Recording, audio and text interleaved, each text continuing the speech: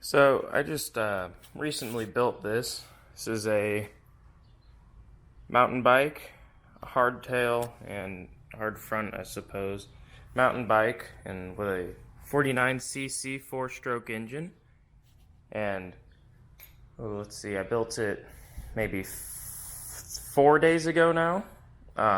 So it's been pretty fun. I got this bike for about 50 bucks, and then the engine and motor, or the motor and the whole thing was a kit. That all came at about $200. So yeah, so there's not a whole lot of content out there on YouTube right now regarding this stuff. So starting off, in order to control it, you have a throttle, and then you pull it back in order to go forward. That's actually supposed to go over here, but I have my shift for my derailleur, whatever, right there, so I had to modify it in order to fit it over there. It wasn't too hard. This right here is in order to stop the motor, and there's a cable there connecting it. It leads all the way down into here, which is where your throttle's at.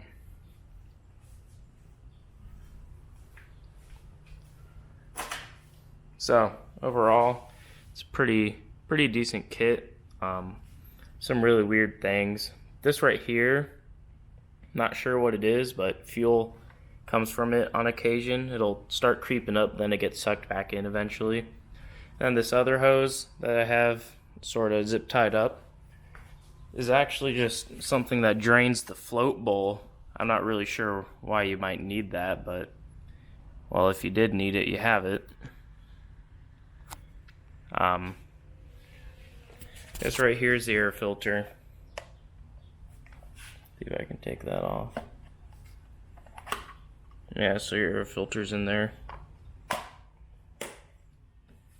So when you go to start it, what you do is right there's a choke. I'm just gonna turn that off. It's not helping. So what you do is you pull that this way, and you go ahead and make sure your fuel's on. I don't actually think this is doing anything, but anyways, when you pull this, it'll start the engine. And I just turn it right away, as long as the engine doesn't flutter out. Plus it's middle of summer right now, so it's not exactly cold. I flip it right back over, I pedal out of the garage, and then by that time I just figure it's good enough. Just start riding. So on here, this is where the crankshaft meets the transmission. There's a small pulley in here and a large pulley. It's actually a belt drive. So this will just spin constantly, but it won't actually turn over until you give it some gas. Once you start giving it gas, it'll actually start ripping and going. So that drives this chain, pulls it forward, which pulls this forward. And this is a 44 tooth sprocket.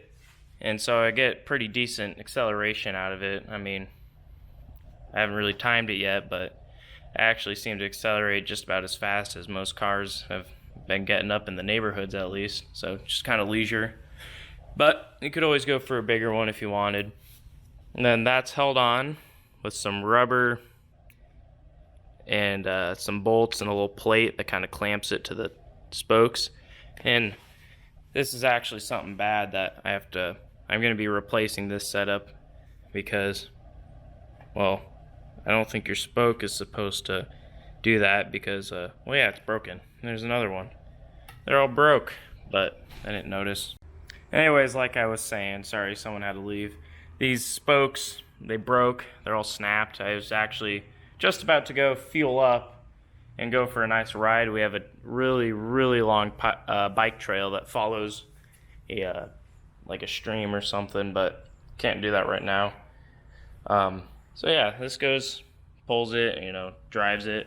This right here is a belt tensioner. They're kind of, from what I hear, they're a little sketch, but I just tightened mine down quite a bit and then used a lot of blue thread lock. That's another thing. So most of these parts, except for these ones have nylon, or nylox is what me and my friends call them, but they basically have a little nylon insert that keeps the thread from backing out, or the bolt from backing out. But all these other ones didn't, and I figured I'd need it, but even just a test drive, and one of these bad boys fell off, and one of these bolts up here fell off, and so I had to go out to my local Home Depot and buy a flange nut. That's for right here, it's an M8. And then up here I just had some M4 bolts that fit, so I put those in and just tightened them down a lot. So on all of these, I just put this on as a kickstand because I didn't have one. I actually prefer the one that goes there. I used thread locker blue. Don't want to use the red stuff because you won't ever get it off. There was a heat shield right here. Actually, I think it's laying around here somewhere. Oh, whatever. There was a heat shield covering right here, but I took that off so that way more air could flow in and flow through. I do want to take off this one, but it doesn't look like it's too much more involved to get it off, but I don't want to have to mess with taking out the gasket or anything. The exhaust isn't too bad. It's not too loud. This actually gets quite hot. I'm worried. I'm not sure if it gets, I don't know, it just heats up pretty quick, but I mean, if you touched it for too long, you'd get burnt, but just tapping your leg against it won't really do anything. This is the fuel tank. It holds 1.5 liters, which sounds like a lot, but that's 0.3 gallons. And these things get like 140 miles to the gallon around there. So I don't know, you got quite a bit of range. I mean, I think I've put a couple miles on it and it's only gone down like that much. I don't know too much about it. But, I mean, if I was someone else, I got the bike for free, but if I was someone else, I'd get the one with the shocks in the front. You can't with the shocks in the back, otherwise the whole system just won't work, 'cause then your belt won't be tensioned.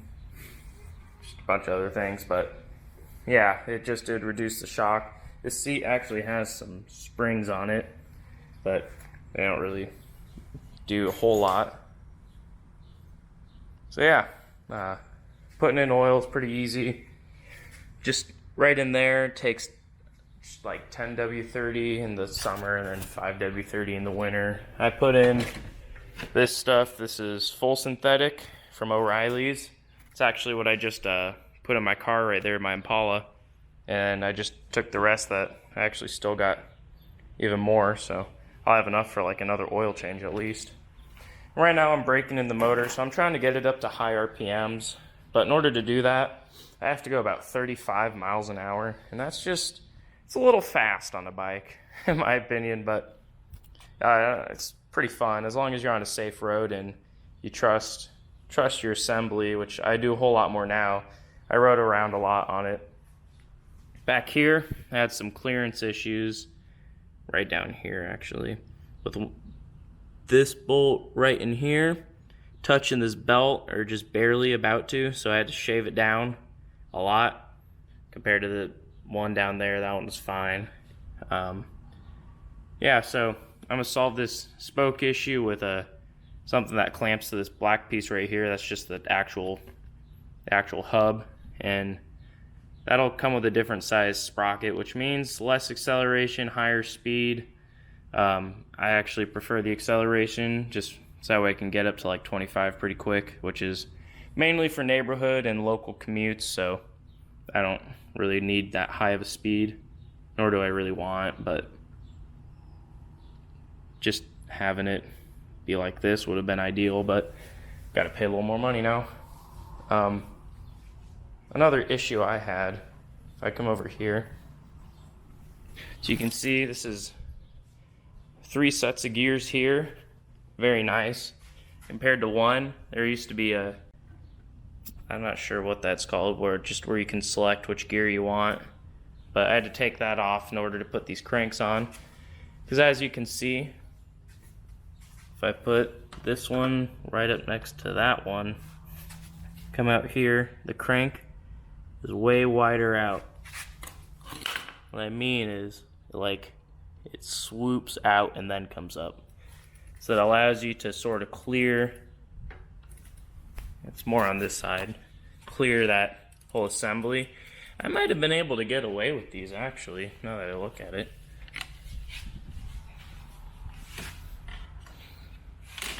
Nope, I wouldn't have. I mean, the pedals might have cleared, but I still would have, my actual leg would have hit the motor in the little hot part. Oh yeah, and also when your leg is down here, your foot, you can kind of feel the exhaust puttering a little bit, but it's more like the air that gets sucked in by this blowing so fast, so it's not hot or anything. It doesn't. Also, since it's a 4-stroke, it's like all clean burning. No need to mix fuel and oil, so it's not like you're gonna get soot all over you or the ground or your bike. This is another issue I keep having. This keeps coming loose, so I think I'm gonna need to put a washer in there and really tighten it down. Might need a little bit of thread lock too, but I also need the correct socket, and as you can see, I just don't have any. But I just use some zip ties to sort of route everything all nice. I mean, not extraordinary, but better than just leaving it drooping. And what I did before I put all this together is I took off the tires, and then I actually hung the thing from a hook that we use for piñatas. And then I went around and looked for different like patches or just chips out of the paint, and I put some just silver nail polish on it, or I actually switched over to Sharpie for some of them. I don't really care if it looks good, it's just, it'll help keep it from rusting out too quick, and I hope at least. I think it's coming up, I might paint the whole thing just with some spray paint, but right now there's a little bit of rem oil actually on the whole thing, just something my uncle said to do. I heard that these V-groove style brakes aren't too good.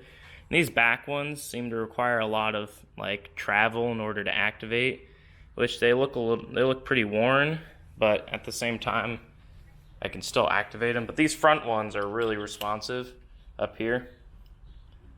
Oh yeah, and then I disabled these back ones because when I didn't discover the tire was broken until I was like up the street at our local Casey's about to get some fuel.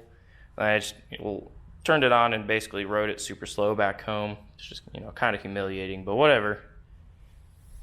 So yeah, I don't really have any complaints. Oh yeah, actually one more thing. These, I do like them actually a lot. They don't really match. The only thing they match is that red hood, which is why I bought them, but I had these initially, but on the other crank set right here, as you can see, I couldn't get it off.